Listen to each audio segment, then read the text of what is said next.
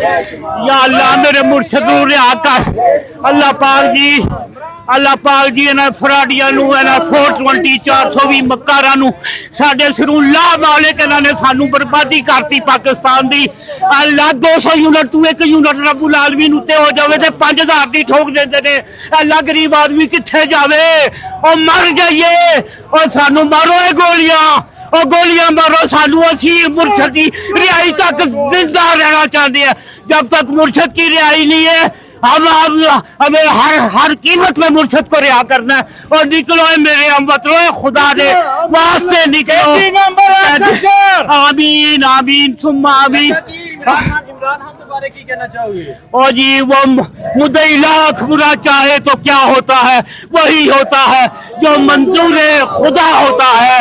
अल्लाह वो मर्द मोमन नहीं हो सकता, वो मर्द मोमन नहीं हो सकता जो डर जाए हालात के खूनी मंजर से। जिस हाल में जीना मुश्किल हो उस हाल में जीना लाजम है। ओए पाकिस्तानियों, मुर्शद वास्ते निकलो, खुदा दे वास्ते ये वक्त है मुर्शद दी रिहाई दा। इन्हां जालिमां ने उस नाल बड़े जुल्म कीते ने, और डटिया अज भी डटिया और कल भी डटिया, साडे वास्ते डटिया और साडे बच्चे वास्ते डटिया। और असीं मर जावांगे मुर्शद नूं, मुर्शद दे बाल नूं भी अगर तुसीं कोई तो तकलीफ दित्ती ना ते असीं अपनी जानां ते खेल जांगे। 26 नवंबर ਨੂੰ ਚਾਚਾ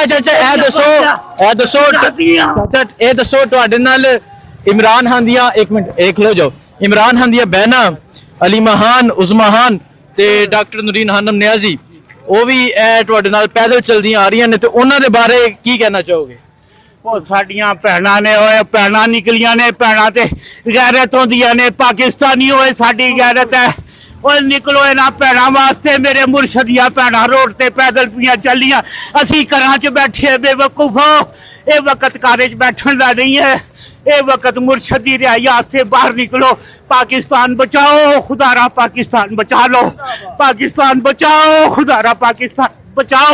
मेरे हमवतनों, असीं सानू बड़े दुखियां, मुर्शद साडा अंदर है।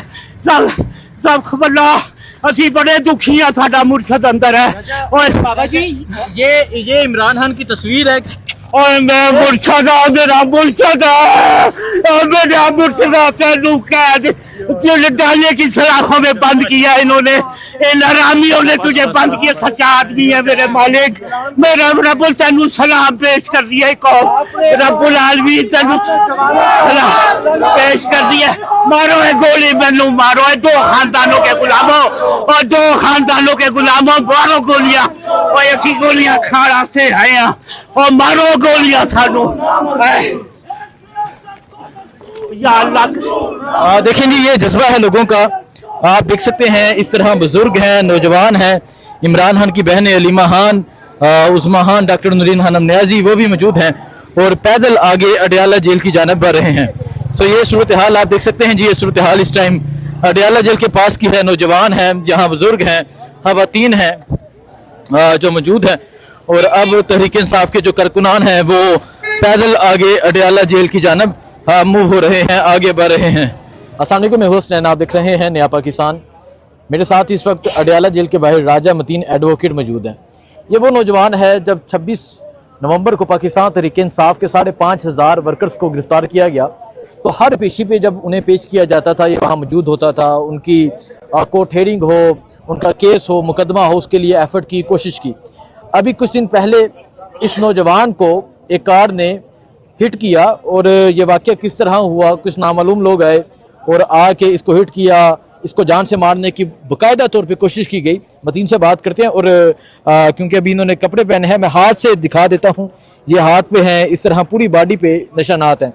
मतीन साहब, क्या हुआ था उस दिन, कहाँ ये वाक़या पेश आया और किस तरह ये वाक़या पेश आया? जी बिस्मिल्लाहिर्रहमानिर्रहीम। अच्छा, ये वाक़या जो है ये कोराल चौक है, इस्लामाबाद की साइड पे। तो वहाँ पे 2 गाड़ियाँ थी, जिसमें से एक गाड़ी ने पहले मेरी गाड़ी को हिट किया। जैसे ही हम नीचे उतरे, पीछे वाली जो गाड़ी थी उसने नहीं देखा कि कौन है कौन नहीं है, वो इसी तरह जो है वो ऊपर चढ़ के आगे निकल गई।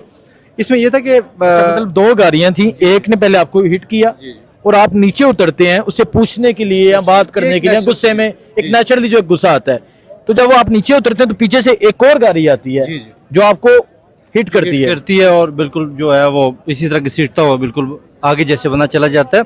तो उनमें से जो जैसे उठ के बंदा देखता है गाड़ी जैसे आगे जा रही तो उनकी नंबर प्लेट्स जो थी बिल्कुल नहीं थी और ये बड़ी हैरानकुन चीज़ थी। इसके अलावा हमने जो है वो एप्लीकेशन दी हुई है। आप समझते हैं आप बाकायदा तौर पे आपको जान से मारने की कोशिश की गई? देखिए अभी तक तो यही चीज़ है क्योंकि सीसीटीवी फुटेज जो होती है most important. Islamabad safe city है, हर जगह पे कैमरे लगे होते हैं। तो इसमें हमने सीसीटीवी फुटेज जो है उसके लिए एप्लीकेशन दी हुई है थाने में, लेकिन अभी तक उसमें कोई कार्रवाई नहीं हुई। अगली हमारा स्टेप यही है कि हम जो है वो इस्तगासा दायर करेंगे। मैं इस केस की पूरी पैरवी करूंगा। जैसे खान साहब ने हमें कहा हुआ है कि आपने डट के हर चीज़ का मुकाबला करना है, जैसे खान साहब डटे हुए हैं ऐसे हम भी डटे हुए हैं। इस तरह के हज़ार वाक़यात हो जाएं, जो भी चीज़ें हो जाएं। अभी 10 दिन है, ज़ख़म अभी इतने पके नहीं है, लेकिन हम फिर भी खान साहब के लिए इधर आए। इसका मकसद ये है कि हम एक चीज़ दिखाना चाह रहे हैं कि हम बिल्कुल कमज़ोर नहीं हैं।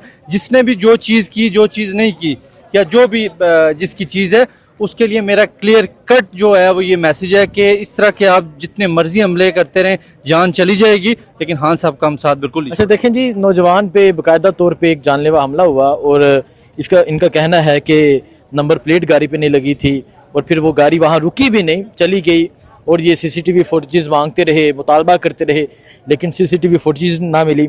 इस ज़मी हालत में भी ये नौजवान यहाँ पहुँचा। एहसन नियाज़ कीतराम साहब ये कह रहे हैं कि आप जान से मार दें, हान का साथ नहीं छोड़ेंगे। एक और चीज़ बता दूं, यहाँ डियाला के बाहर ये नौजवान वकील हैं जो हमेशा मुजामत करते हुए नजर आते हैं। सो क्या कहेंगे, आपका वकील भाई भी है, आपका दोस्त है, साथी है, हमेशा साथ होते हैं और जिस तरह जान से मारने की कोशिश की गई, इस पर क्या कहेंगे? देखें, वो कहते हैं कि अभी जब बुज़दिलों के बाद दलाइल ख़त्म हो जाते हैं तो वो आप पे हमला करना शुरू कर देते हैं। मेरे ख्याल से जी ये बुज़दिली जो उन्होंने दिखाई है, अगर फ्रंट पे आके हमसे हमारा सामना करते तो इंशाल्लाह हम इनको बताते कि आप किसके कहने पे जो कर रहे हो और उसका जवाब भी हम जिस तरह उनको देते होते हैं। यहाँ तक ये इस तरह डराना, इस तरह अटैक करना, हमले करना, ये बहुत पुराने वतीरे हो चुके हैं, ये हम देख चुके हैं और इस डर खौफ से हम निकल चुके हैं और ये डर हम लगा। अच्छा, मुझे ये बता दें, क्यों आपको हिट करने की कोशिश की गई? कसूर क्या आपका, या क्या समझते हैं, क्या जुर्म किया आपने? देखिए मेरा जुर्म जो मुझे लगता है, खान साहब का वफाए खान, वफाए पाकिस्तान, मुझे तो ये जुर्म लगता है। इसके अलावा जो भी इस तरह की चीज़ें होती रहती हैं, पहले भी काफ़ी सारी कॉल्स आती रहती थी, लेकिन इसको हमने कभी इतना सीरियस नहीं लिया।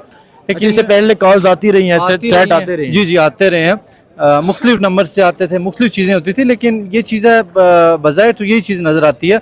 जिस तरह हम खान साहब की चीज़ें देख रहे हैं, 9 मई के केसेस कर रहे हैं, 24 नवंबर के कर रहे हैं, तो यही सारी वजूहत हैं। जब आपके पास दलाइल नहीं होते तो या कोई चीज़ नहीं होती तो इसी तरह जो है वो बुज़दिलाना कार्रवाइयाँ की जाती हैं। एहसन साहब